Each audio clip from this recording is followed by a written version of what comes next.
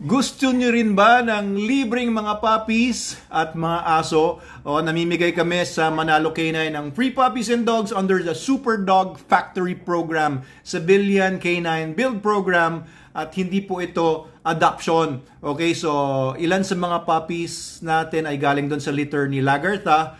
Lagarta has, I think, 6 brothers, no?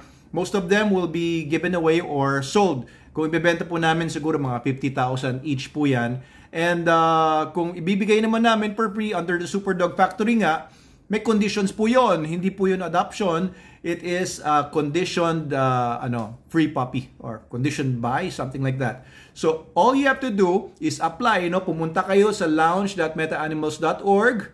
Mag-sign up kayo doon. You have to create an account and you're already an automatic member ng IAGD pagka ginawa niyo yun. And then, magme-message kayo doon sa chat box. You will have to ask them kung qualified kayo. Una, titignan kung may maayos kayong lugar sa bahay ninyo para doon sa aso. Hindi lang po siya ikukulong sa maliit na kulungan. Bawal po yon. Hindi po siya pwedeng pabayaan na hindi papabet kapag nagkasakit. These conditions are very normal naman. It's, I think, it's very, reasonable.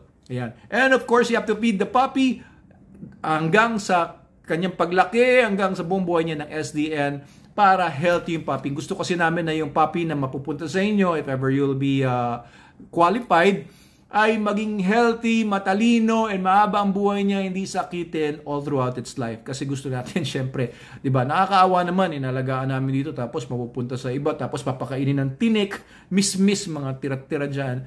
Ayaw namin yun. And, of course, kailangan nyo rin ipatrain sa basic obedience course po natin na 1 month, 25,000 po yun. Down payment muna kalahati after nung graduation, yung kalahati. Bakit kailangan yun? Kasi gusto namin magkaroon kayo ng maayos na band ng aso, lalo na yung mga lumalaking mga aso. Kailangan nyo po yan i-basic obedience.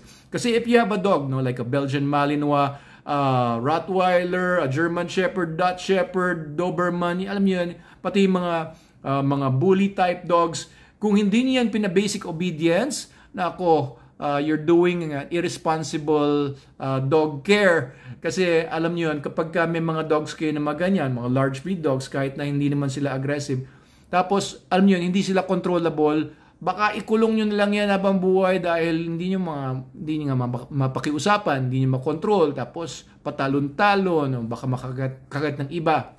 Kawawa yung mga ganong aso. So, we require na kailangan ipa-basic obedience nyo sa amin para bawirin kami doon sa aming, bawirin kami sa aming gastos doon sa pagpapalaki ng puppy. So, yun po, mag-message po kayo to apply.